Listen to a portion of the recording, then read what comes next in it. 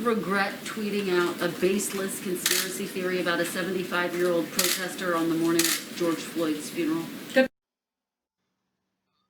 Baseless conspiracy theory. Excuse me, have you watched the video? I think you're asking the wrong question here. You should probably be asking, why have you yourself, Mrs. Reporter, not investigated the validity of the knee-jerk reaction of the media and everyone involved with that incident, spewing their anti-police propaganda all over the damn place?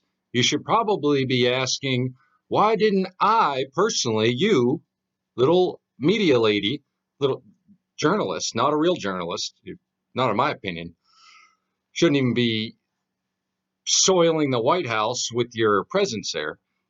You should be asking why you didn't look closer at the video and contemplate the possible incentives that there could have been for somebody to make the police look bad in another part of the country.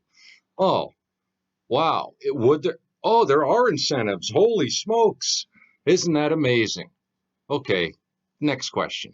At an event tomorrow in Dallas at a church in which he'll meet with faith leaders. He'll also meet with law enforcement officials, small business owners. The theme is a plan for holistic revitalization and recovery. Will the president be announcing any policy in regards to police reform tomorrow, and what might that policy form? So, John, your question was whether or not the president will be releasing any official policy on police reform at his roundtable in Texas. No. There hasn't been time to come up with what could possibly solve the problems.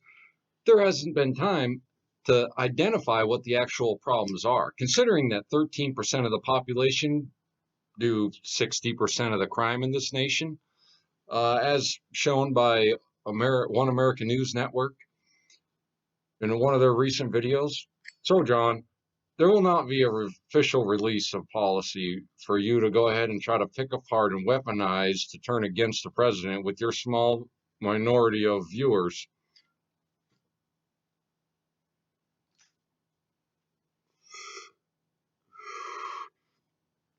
Instead, the president is continuing to get feedback and insight into the issues and different ways that there could be of solving it, especially at the lower levels, I believe. So what would be appropriate in this situation is for the lowest level of government, lowest level of agency for the citizens of the nation to solve these problems on their own in their own neighborhoods. And the federal government could make recommendations or provide resources for those local interface agencies to be able to effectively protect and serve their communities. Next question. I believe there's a problem with institutional racism in this country and institutional racism in law enforcement. If by racism that you mean the recognition of race as the basis for treatment of individuals, and certainly there is, where preferential treatment is given to minorities in this country over and over systematically throughout institutions all over this nation and at state, local levels. Now, if you mean, is there anti-minority sentiments being actively implemented systematically by institutions in this nation? No. Next question. The reason why I'm asking it now is, does he believe that action needs to be taken to fundamentally change the way law enforcement is done in this country, to make fundamental changes so that there isn't the kind of disparities that we see along racial lines? Action needs to be taken in order to fundamentally change the way law enforcement is conducted in this country. Certainly, when you have the majority race in the country twice as likely to be shot unarmed, while they're unarmed, shot by police, than the racial minority who is responsible for 60% of the crime, yes, there is a problem with policing. With the recent announcements from the Marines and Navy about their policies banning the display of the Confederate flag. As a firm supporter of the First Amendment, the display of a flag is a non-issue. How can we regulate somebody's freedom of speech if we believe in freedom of speech? So you tell me, as a reporter whose occupation, whose profession, not that you're a professional, because you're not, sir, you're a total piece of crap, it seems like. Your profession relies on the First Amendment, which gives the right to do all sorts of debauched things with speech, with conduct, and the way that you act as well. So the display of the Confederate flag, as much as you might not like it and I might not like it, or you might like it and maybe I like it, doesn't really matter. It's a part of freedom of speech protected by the First Amendment. Next question. Republicans, including Congresswoman Liz Cheney, have criticized the president's decision to reduce the number of U.S. troops in Germany. Some saying that it will embolden Russia if the United States does that. Did the president make that decision to punish Chancellor Merkel for deciding not to come to the G7 in June? Listen, bro, a lot of these Republicans are rhinos. Republican in name only. Romeo, India, November, Oscar. Republican in name only. They're going to criticize the president for anything, at any opportunity that seems to fit with the populist mass hysteria waves that are rolling around this friggin' nation like welfare checks. Of course they're criticizing. That's what they like to do. That's all they can do because they can't get a goddamn thing done themselves. Sorry to blasphemy. For those of you who are strict Christians, maybe you can pray about it. Anyway, let's get back to the topic of the question you asked, sir. You want to know, did he do it to punish? No. Are we Team America World Police? No, not anymore. We're no longer trying to enforce a imperialist communist takeover of the entire friggin' globe. What we do want is fair treatment on the world market and national sovereignty, unlike the Obama administration and the previous administrations who gutted this country, gutted our manufacturing, gutted our military, impoverished entrepreneurs down to the point where 1.7% of the labor force in this nation, when 1.7% are entrepreneurs and self-employed. That's the project of previous administrations. I'd like to see this administration go ahead and embolden entrepreneurs and self-employment, because that's what America really actually is about. It's not being an employee. It's being a man standing on your own 2 feet, or being a woman standing on your own 2 feet, looking good, and doing your own thing, being your own decision maker, not a mental slave employee for somebody else. Not a punishment. It should be done. Germany should provide its own troops. Eastern Europe should provide its own troops if it doesn't want to cave into Russia. And to be honest, Russia's probably a little drunk on vodka. Vodka just makes you stupid. Whiskey gives you gumption.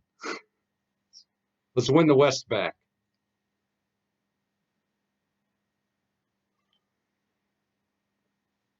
Next question.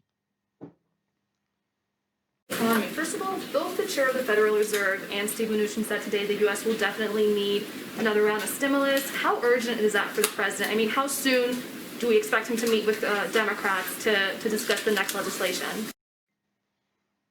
What do you mean? You got to meet with Democrats, or you got to follow what the Federal Reserve and Steve Mnuchin are saying? I don't understand your question. I mean, you really think we need some stimulus? 40 million people out of work, getting their state unemployment? Maybe, if they're lucky. I myself, personally, would not file for it. Maybe I should have, I don't know. But, killed my company, that's for damn sure. So you want to know how soon, how urgent is it to get another stimulus package, considering that we're giving $50 billion a day to Wall Street in derivatives and buying bonds from companies and et cetera, et cetera. You can watch the Wolf Street Report, Wolf Richter, absolute genius analysis. The stimulus, I don't really think it's needed. Maybe the president does, but to bring Democrats over to talks about it, obviously all they're going to do is want to throw so much pork barrel bullshit into their legislation that will be an utter disaster for this nation. So I don't think it's that urgent at all. Stimulus, schmimulus. Let's stop spending more money. We've got a $77 trillion deficit. That's debt, actual debt for Americans. $77 trillion in debt. The interest payments on our debt right now is $14,000 per American citizen, and only 36% of us actually work. Next question. The same by police, and that is what many of the protests have been about. Does the president share those specific concerns? You're saying the protests have been about different treatment of racial groups by police. Are you sure? I mean, have you been watching what's going on? Because I'm pretty sure that, that since Seattle set up a communist zone free of America, an American free zone, that the protests are not about racial disparities. And again, let's revisit the answer to a former question. 13% of the population of this nation, racially based, are responsible for over 60% of the violent and theft-based crimes in this nation. That the racial majority in this nation is twice as likely to be shot while unarmed by police than the racial minority is.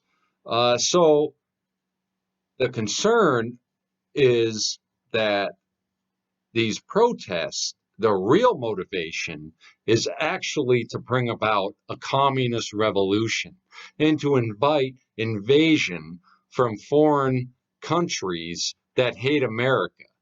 And previous administrations' foreign policies created a hatred of America throughout this world. The way they waged their wars, the imperialist stance that previous administrations had, the exploitation that previous administrations had for foreign environments, populations, wealth, and every other aspect of anybody that was foreign to this nation, unless they were ultra anti-American.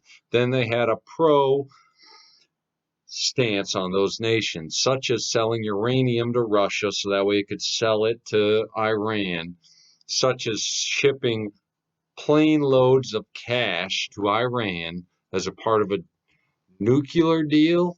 What was that nuclear deal? Oh, it was to provide uranium to Iran and enough cash for them to come up with nuclear weapons. What a deal. Total BS. Next question. Back on the Buffalo protester, is the president disappointed that more Republicans have not lined up to support the questions he asked, to use your characterization of it? Many people also characterize it as a conspiracy theory. And secondly, has the president reached out either to the injured gentleman or to the police officers involved? As I've said in a previous question, Republicans, rhinos, Republican in name only. These SOBs are nothing but bureaucratic titty feeders that just want to grow the bureaucratic state and abrogate all of their responsibility to bureaucrats that are not accountable to the citizens of this nation. They want to overregulate, the bureaucrats do, on the behest of the elected officials. So that way the elected officials can wash their hands of any responsibility, and then the bureaucrats can crush entrepreneurship. That's why there's only 1.7% of the labor market as self-employed individuals. Less than 6 million people are self-employed. Pathetic. So is he disappointed that more Republicans, rhinos, haven't come out and said what a travesty this PSYOP was against the 2 Buffalo police officers who were doing their job as instructed by their piss-poor leadership? How can you be disappointed when you already know that you've got a bucket full of crap that you're counting on doing something? You know what? Let's tip that bucket over, throw it in the garden, put some seeds on top, and grow something out of it. It's a barrel full of rotten apples. The best thing to do with it is to let it rot a little more, distill it, make some booze, and have a good time. Maybe we can turn this nation back into something that's decent. Second question, has he reached out to the gentleman that was pushed? Do you think this commie little son of a gun, 75 years old or not, 6'4", whatever, is going to take his call and have anything nice to say to the president? Of course not. He's a Cuban communist, a PSYOP plant that was sent into Buffalo in order to create another event to aggravate the sheep people that will go out and protest for any means, any reason that seems like, oh, this helps me be a victim and not be responsible for my own existence. Oh, let me go out and protest so that way I can shirk off any duty or responsibility of my own. You think he's going to reach out to them? As far as the 2 police officers, hopefully he does. I'd like to see him go out, reach out. That's 59 officers out of the Buffalo Police Department that I salute. Thank you very much. The 2 officers that were placed on suspension without leave, I hope those gentlemen have some savings and can take care of themselves. And the 57 other officers from the special unit that handles protests who resigned in another protest. I mean, it's ridiculous. I guess we're protesting everything. You know what? I'm protesting sobriety. Screw this Alcoholics Anonymous crap. Let's drink some whiskey. Anyway, next question. Mitigation efforts on the spread of COVID, but we're now seeing a spike in cases in more than a dozen states and increased hospitalizations in a lot of those as well. So, and many public health experts attribute these spikes to Memorial Day weekend gatherings and other aspects of the reopening process before these mass protests. So why is President Trump continuing to urge reopening given this trend, and should we be slowing down a little bit on the reopening process as we see cases spike? Did you say COVID? No, I thought everybody knew that operation was done. Wait, I thought we were in the protest now. Oh wait, so we're still believing the virus stuff. Wait. Okay, so the virus might be spiking? You mean that virus that took the place of the deaths that were normally happening every year? I mean, flu and pneumonia viruses every year accounted for so many deaths, and that the same amount of deaths have averagely taken place despite coronavirus. But if you look at the statistics, the deaths from all the other types of flu and lung-based diseases have dropped off to next to nothing while COVID shot up. But the average number of deaths from lung-based disease have remained the same. So you're telling me that you still believe in the COVID thing? That's it. Final question. That we're done. We're done here. This press briefing is absolutely over. Good night.